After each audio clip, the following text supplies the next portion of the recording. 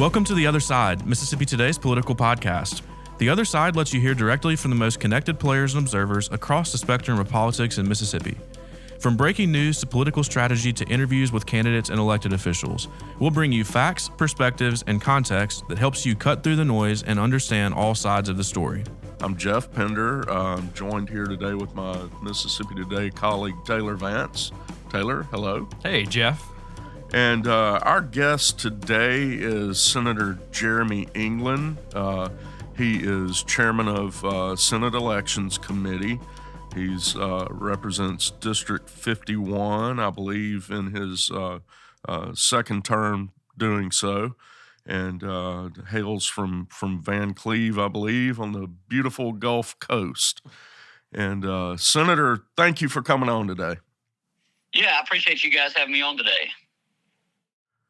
Well, your elections committee, the very busy committee, had a lot of big things this past session, and it would appear probably a lot coming up. But one thing we wanted to ask you about is sort of some, as of yesterday, breaking news.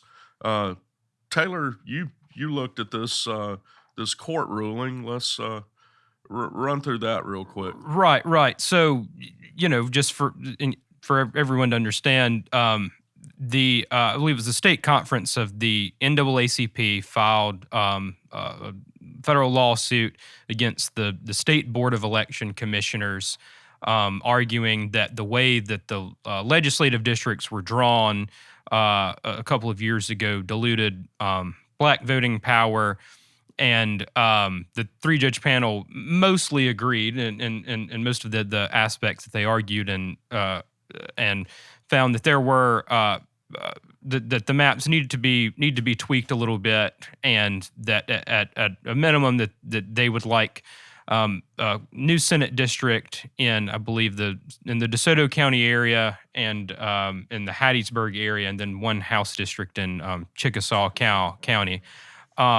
And that it seemed like initially that the federal panel wanted a special election this year, but they have sort of backtracked on that and have now ordered the state to do that, to redraw the maps next year during its legislative session, and to have elections next year. So, all that very, very long explanation. Senator England, what are your thoughts about that? Yeah, and look, I think that was a good explanation, Taylor. It's a complicated case. It was, I think, almost the initial ruling that I very briefly skimmed was almost 200 pages, and right. And now we've got this ruling yesterday, which was kind of to clarify whether the legislature was going to be required to go back in to special session, redraw maps, and have elections this November. I am glad that the Board of Elections in Mississippi was successful in getting this moved to a 2025 issue. Of course, though, we don't have any statewide elections coming up this year or next year. We don't have any legislators being elected. So giving us a little more time is in my opinion, the appropriate decision. And now we've got to look at where we go from here. Right. And look, I don't want to jump in anybody's way here. This could still be appealed to the Supreme Court. I know that other states have done that. South Carolina and Louisiana, for instance, have done that. And the Supreme Court's pretty quick on getting back at these. These are obviously, elections is a very important issue. And so they kind of move these to the front of the line. And I believe what the Supreme Court has typically done is said, this is still a legislative decision to be made. Now, obviously, with the Voting Rights Act and population shifting and changes, we do need to be aware of that. And obviously, we're required to make sure that we're not diluting minority votes when we do that.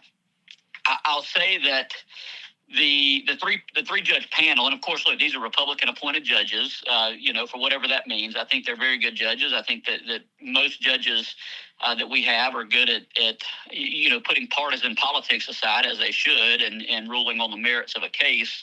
And these judges have done as they feel is correct here. But what we have to keep in mind is, look, we have 122 members of the House. We have 52 senators, and we had to redraw redraw maps completely on a very, very big change to our population in Mississippi. We saw, particularly in the Delta, we saw a big decrease in population, and of course the Delta is very much a African American stronghold area, a lot of minority communities there in the Delta. And then we saw some growth, of course, in like DeSoto County and in the coast, and I believe maybe in the Hattiesburg area. But the way, long story short, all of those population shifts affect each and every district across the state. And so we had to, Senator Dean Kirby, Senate Pro Tem, he kind of took the charge of this in the Senate. And I can tell you, and I think the judges even agreed on this, there wasn't an intentional diluting of minority voters that was done. That was never brought up. That was not the intention. And I can tell you, it certainly wasn't my intention when we looked at this. Even I think that's clear in debates that we had on the floor over this. But I guess, long story short, you had 170 plus members having to look at something versus 3 judges looking at something. It's kind of easier to get a 3-panel group to look and say, oh, well, this is where we need to make changes. Now, how that's going to do and whether those maps would pass legislative muster and get the votes needed, that's something to be seen. So, right. So, look, that's kind of where we are, and I know I'm talking a lot about this issue, but I wanted to set that up because too many times, look, voting is a sensitive issue, especially in Mississippi, because we have such a history there when it comes to voting rights and minority voters and whether votes have been suppressed, and we had a history of that. So we're going to be looked at with higher scrutiny, and I think that our forefathers probably earned that for us, and so we've got to look at this. But I did want to make clear that wasn't. That was never in the discussions that I was ever a part of, and I think the judges agreed with that. But here we are. We've got to we've got to look at redraw, and I know that we'll go into next year and we'll do that, presumably. Now, look, I don't want to jump in the way and talk out of turn here because this still could be appealed. Sure. But if it's not, I know that we'll be ready to move forward. Yeah, that's what I was just going to clarify. If it is not appealed, then it seems like you do not have any intention of trying to buck the federal courts, and you would like to have some type of actual solution that addresses the order from the 3-judge panel. Well, what I'm saying is I think the legislature would be prepared to do that. Okay. If that's what ends up happening. Right.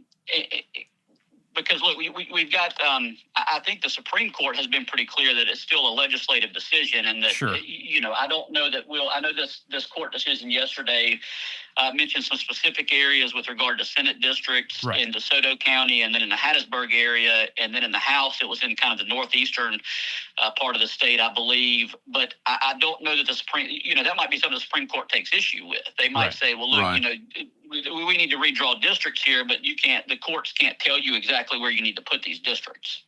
One thing maybe we should make note of, if it does come to pass that they need to be redrawn and these 3 areas addressed, a special election would likely include way more than those 3 areas, right? Due to the domino effect. If you're redrawing for one district, you're affecting others. That special election could be probably quite a few, right? In both chambers. It could. I mean, look, it could potentially. I wouldn't expect it to, but it could potentially end up in redrawing all 52 in the Senate and all 122 in the House. I don't expect that to be the case, but it could, because when we were going through redistricting a couple of years ago in 2022, we were sitting in a room that was looking at maps, and I mean these decisions would come down to specific streets in districts. So these were very very meticulously drawn in a way that we were meeting our population requirements, because Sure. I'm not sure exactly what is in the House, but in the Senate, we should be between about 55,000 and 60,000 people per Senate district to make sure everybody has equal representation with regard to their senator. And so, people don't live in straight lines. We have parts of the states that are very rural. You may have, 100 people live within 100 miles, whereas other places you have 100 people live on a street. So Sure. it's a very tough process. And again, we had to draw a map that would pass both houses, and that's like herding cats. Sometimes I know is the common phrase that's used. Right. And as you mentioned, it could be appealed, and I believe that appeal decision would be made by the State Election Commission, which is the governor, attorney general, and secretary of state. So I guess we'll see what happens next with that. Anyway, as I mentioned earlier, your committee was very busy this past session. You want to give us a quick recap of some of what you dealt with in the elections committee this past legislative session? Yeah, Geoff, be glad to. And we had just come off of a statewide election, obviously, so we all started new terms. Sure. I was the lieutenant governor appointed me to be chairman of elections, and I'm very happy he did that. It's an honor to serve in such a very important role there at the Capitol. And again, coming off of statewide elections, we had a lot of different issues that had come to light during that election, as always happens. What can we do better? Sure. And so one of the issues that came up, and look, I'll say before that, I think I had like 44 bills referred to my committee, which is a lot of bills. Right. For elections. A lot of them were very similar. But anyways, the issues that we ended up addressing and spending most of our time on were with regard to campaign finance reform. We had a bill that we tried to pass there. We made some progress on it, but didn't end up with a final product this year. So we'll be looking at that again this next session. We looked at a system of in-person early voting to allow a more convenient system for our hardworking Mississippians to be able to vote. That was a bill that I presented, and we spent a little bit of time on this year. We moved our runoff elections from 3 weeks to 4 weeks. We did pass that bill. And after talking with a lot of folks, I think that's going to be very helpful with the process now that we have paper ballots. The worry there was that you allow voters more time to kind of become disengaged from the elections process when you move from 3 weeks to 4 weeks. But at the same time, adding that 1 week is going to be tremendously helpful to our circuit clerks and our Secretary of State's office and all of those folks. We looked at ranked choice voting. We banned that this year, which is kind of a hot button issue across the country. We moved our justice court judges are no longer going to be partisan elections. We've moved those into the Judicial Nonpartisan Act. So our justice court judges are no longer going to be running as party specific. And look, a lot of other issues, but those are kind of the ones that stick out to me as elections issues we looked at this year. Yeah, Senator England, you mentioned early voting. Like you said, I know the Senate passed that legislation, but it died over in the House. And I was just curious: is that something that you're that you're planning to address next session, or is that something that you're still wanting to work with House leadership on, or what are your thoughts there? Yeah, Taylor, thanks for that, because we are going to be looking at it very, very strongly this year. As a matter of fact, my House counterpart is Representative Noah Sanford. I believe from the Collins area, and I know a lot of times when committees are assigned, you have headbutting that goes on between the House chairman and the Senate chairman. And I've been fortunate enough to where our Representative Sanford and I work very well together. And when we first got to the point where we were both appointed chairman, it happened very, very quickly over about the same week, this issue was brought to us. We both looked at it. I don't think it was on either of our radar before we were, kind of presented this by a couple of different groups.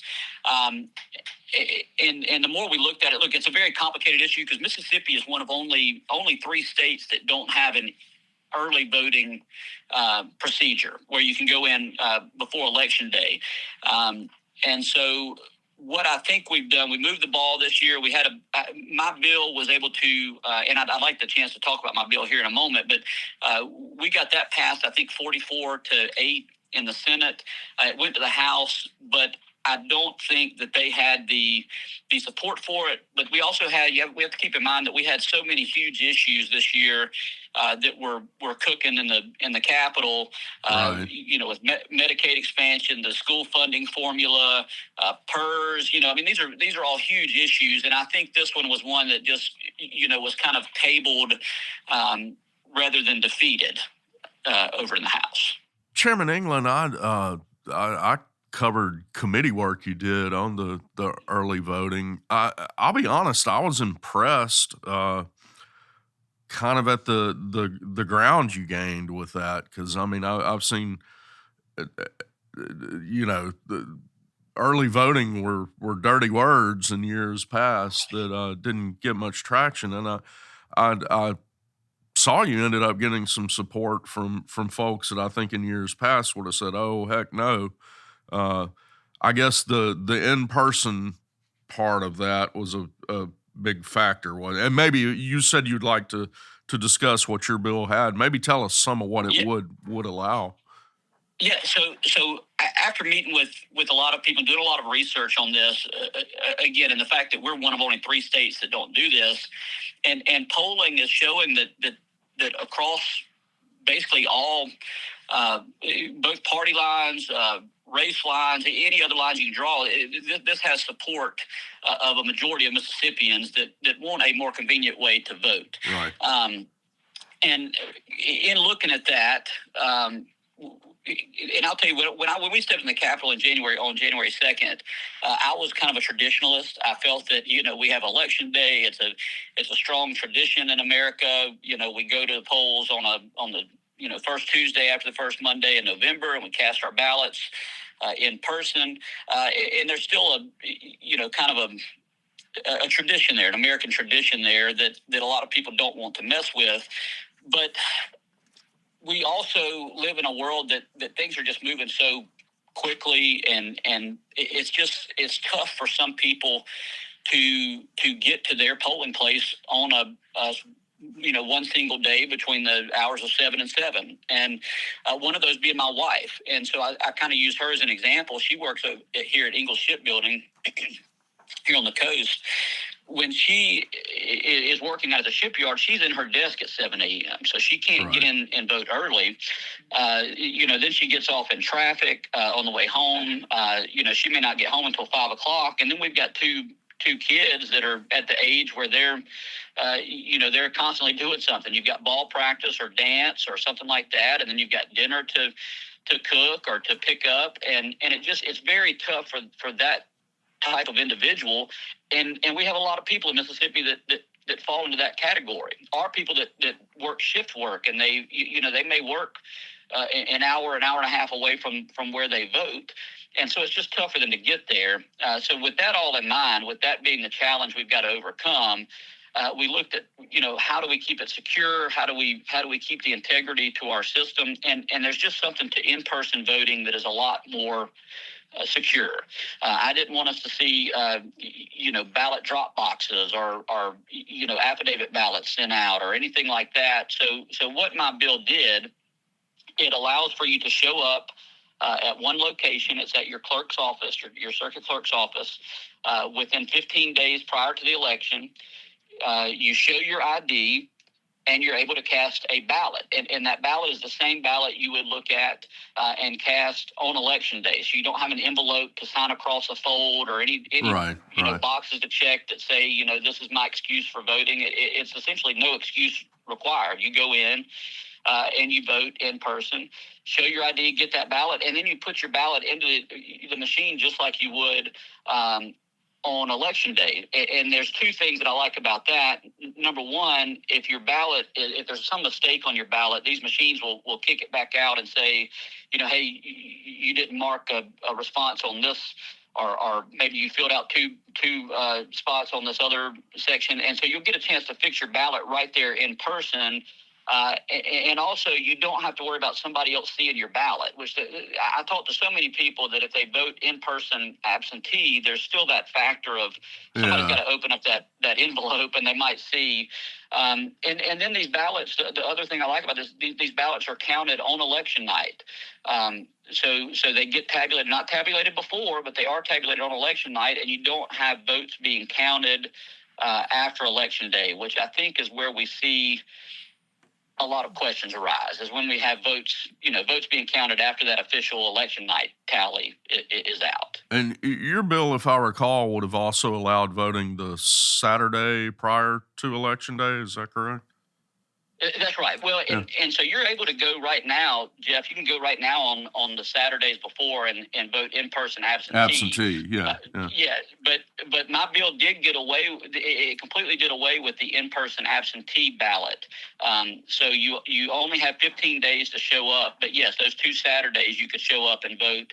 I think 8 to 11 or 8 to 12 or something like that. So it allows our working Mississippians just a better opportunity to go in and cast an official ballot that they know is going to be counted and that they know that the machine has accepted.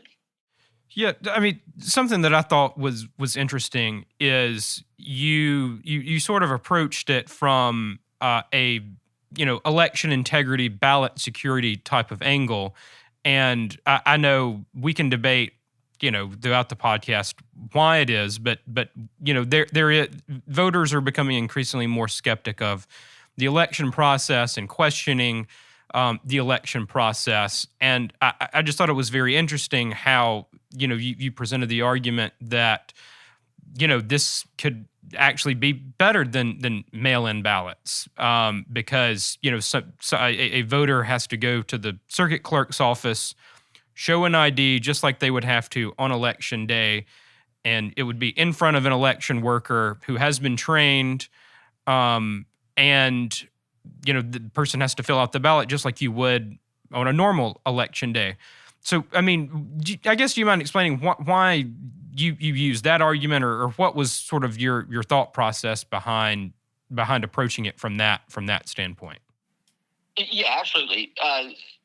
So you kind of hit the nail on the head there when you said that, voters, it seems lately voters have become more skeptical about, the security and their vote being cast, and that leads to cynicism and other things. And we're constantly seeing a decrease in voter turnout.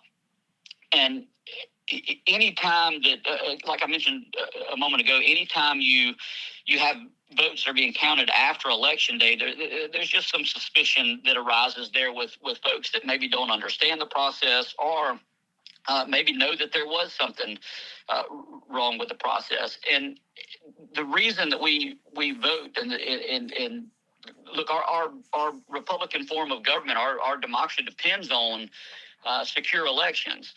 And this, again, this allows people to vote exactly how they would on election day, which is we've got a secure system. We've got paper ballots now. They go into the machine. And I think if people feel more comfortable, we may see more people going in to vote. And again, and I think Geoff hit on this, the term early voting has kind of been a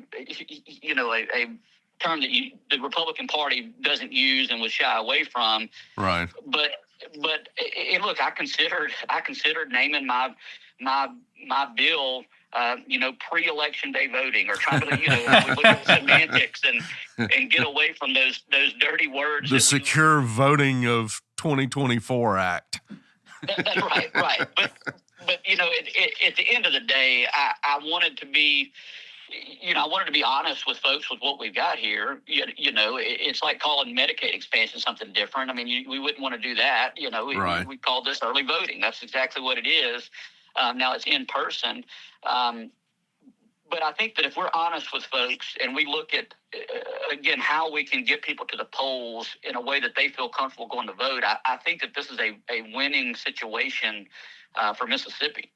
And my gosh, to your point, anyone who's ever dealt with our absentee voting system, particularly mail-in, has probably walked away with that feeling of cynicism or skepticism.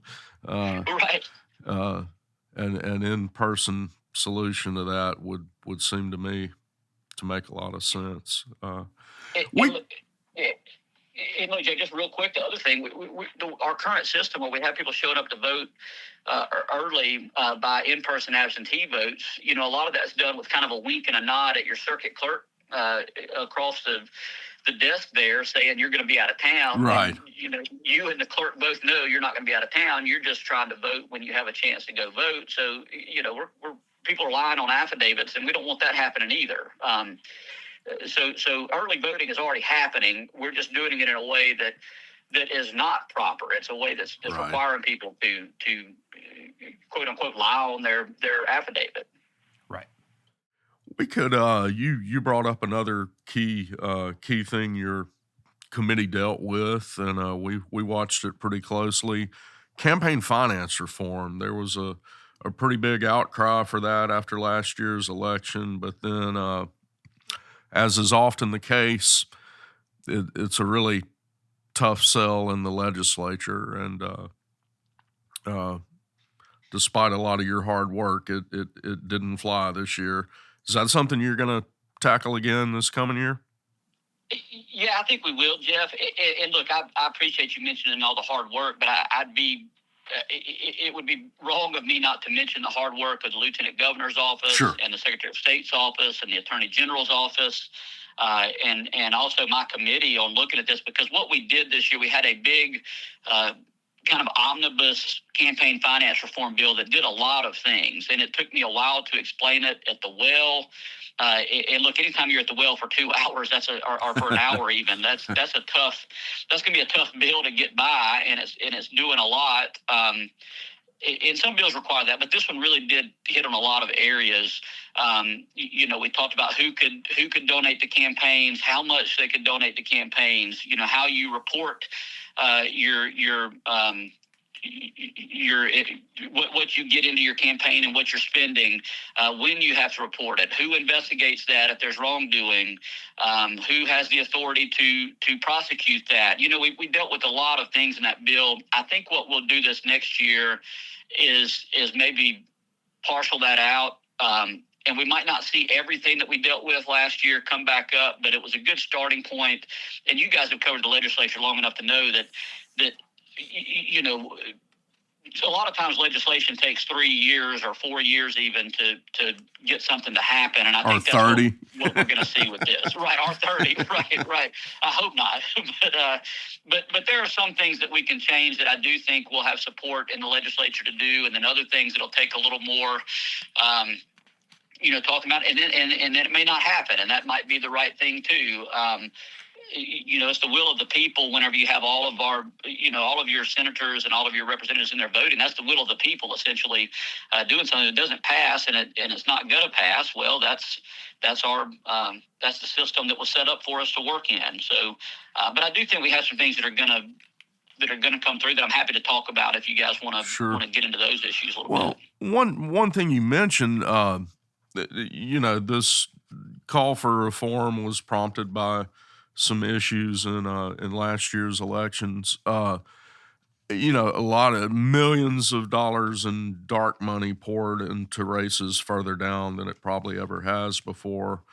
There were what appeared to be some pretty flagrant violations of the few campaign finance laws we have, or the few reporting requirements we have. But when it came, as you mentioned, to enforcing it, it was who's on first. You had the Secretary of State saying, well, look at the law. I can't do anything enforcement-wise. You had same thing from the Ethics Commission, and then the Attorney General saying that, her hands were tied for whatever reason. So it looks like if It looks like, from what you brought up, two areas. If you can improve transparency, just so taxpayers have a fighting chance to know who's funding politicians, and give someone the authority to enforce the rules we do have, it seems like those would be two sea changes. But what's your thoughts on that? Yeah, no, I think that's exactly kind of the categories that we have to look at this in, and you mentioned transparency first. That, to me, that's probably the most important aspect of campaign finance is voters knowing who's funding candidates' campaigns and where they're spending their money, and what they're spending their money on. So what we did in this past bill that I think will gain some traction this next year is improving the online reporting of expenditures and contributions. I know the Secretary of State's on board with that. I've talked with his office that they're going to. Matter of fact, I think they have out for bid now. If not now, they've got one going soon to try to develop this new, elections reporting system software that will allow people to get on and see. And look, we still have people sending in paper ballots. Matter of fact, this past year when the system went down, was just an old, kind of an archaic system that worked great for its time, but it's just kind of how software moves so quickly. I don't even think there were any updates available to what we were currently using. So we were mailing in paper reports. Well, what then you get to the question of whether it's legible or not, and then of course, an issue of when it's reported, whether it's there, and having an online system just makes all of that so much easier. You can obviously read better whenever something's submitted in type online, but it's also, we have the ability to make that searchable. So if someone wanted to go see who was donating to me, they could search my name, or if they wanted to see who, a big corporation, like say you had a big corporation from Mississippi, who they're donating to, you just type that in and look at it. And that's the kind of transparency that I think people want and that people need. And I don't think we would, we may have some pushback because, depending on internet access and all of that, but we're improving all of that. I think that is a big part of that transparency component that we're going to tackle. Senator, you mean to tell me that voters don't want to look at a PDF of something handwritten, some chicken scratch, and try and decipher that, or go blind from trying to look at a tiny spreadsheet or something like that? One statewide candidate one year filed theirs in calligraphy. It was really nice. That was probably pretty, probably very historic looking, I'm sure. But look, when I looked at some of these, even if they were available, if you could get them to pull up to look at, I would rather read a doctor's prescription right. and scratch than some of these, creative ways to just get a form filed with some sort of, hieroglyphic looking symbols on there as to what, who's donating to you and how much, or what you must have looked at Senator Hobb Bryan's report when you talk about hieroglyphic. I'll tell you what, I didn't get a chance to look at his, but I guarantee you we had a debate this past year over whether an Oxford comma was needed in an elections bill, and Senator Hobb Bryan made an eloquent 10-minute argument in favor of this Oxford comma, and he ended up with it in the bill. So,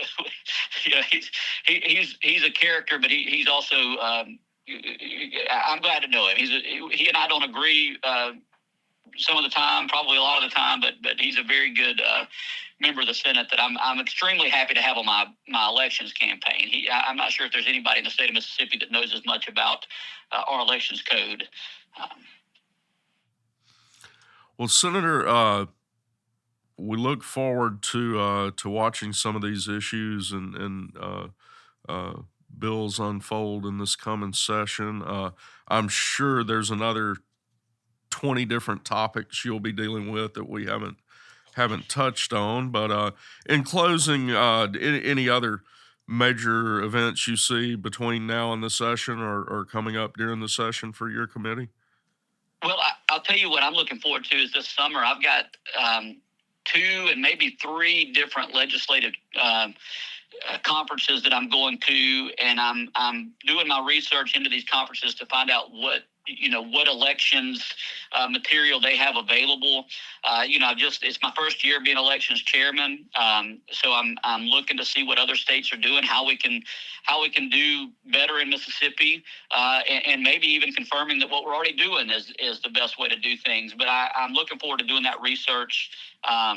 And seeing what happens. And look, we've got a national election coming up. Obviously, we all see that in the news. Right. There'll be some issues, I'm sure, that come about there. So I'll be ready to tackle whatever we need, and I'll hopefully be more informed and more of an expert on this than I am even now when we get back into session. Senator, we had the state Republican Party chairman, Mike Hurst, on recently, and he said that something that he wanted to sort of continue was the state GOP's effort to intentionally recruit minority candidates to run for office and women to run for office. Is that something that's on your radar as the elections chairman in the Senate? Yes, absolutely, Taylor. And look, I would say maybe not as much as elections chairman, but just as a Republican candidate. When I'm in my committee meetings, I try not to have my Republican hat on when I'm dealing with these important issues, but and instead just try to be a legislator trying to make the best rule for all. But when it comes to being a member of the Republican Party, I 100% agree with Chairman Mike Hurst. I'm so glad that he mentioned that. I was at the state convention and he talked about it, and I think he's a great guy. He's a friend of mine, and I couldn't agree more that we need to do better as a Republican Party, reaching out to minority communities.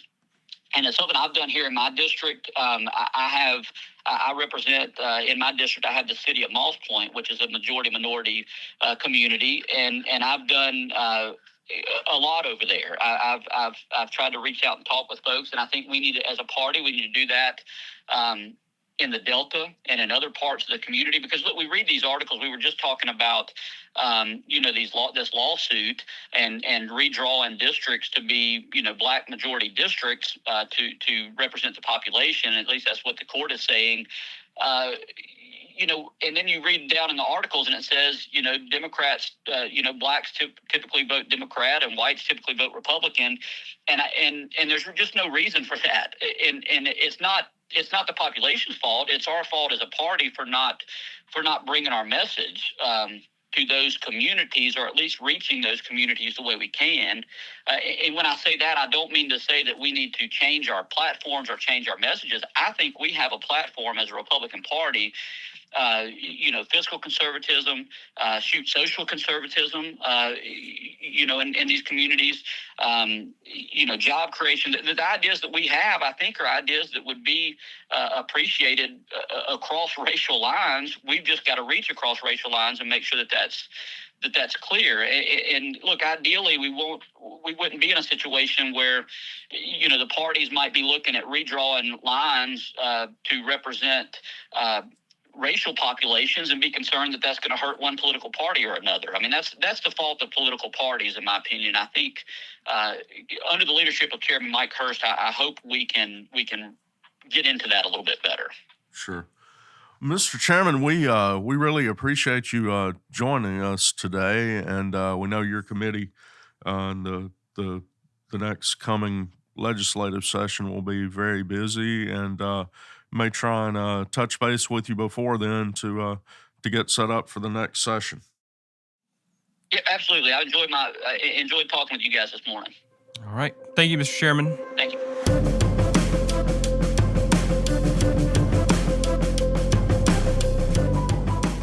As we cover the biggest political stories in the state, you don't want to miss an episode of The Other Side.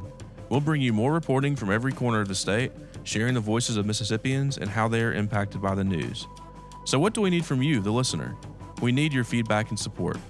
If you listen to the podcast on a player like iTunes or Stitcher, please subscribe to the show and leave us a review. We also have an email in which you can share your feedback. That address is podcast@mississippi.today.org. Y'all can also reach out to me or any of my colleagues through social media or email. And as always, thank you for your feedback and support. Subscribe to our weekly podcast on your favorite podcast app or stream episodes online at mississippi.today.org/theotherside. For the Mississippi Today team, I'm Adam Ganeshow. The Other Side is produced by Mississippi Today and engineered by Blue Sky Studios. We hope you'll join us for our next episode.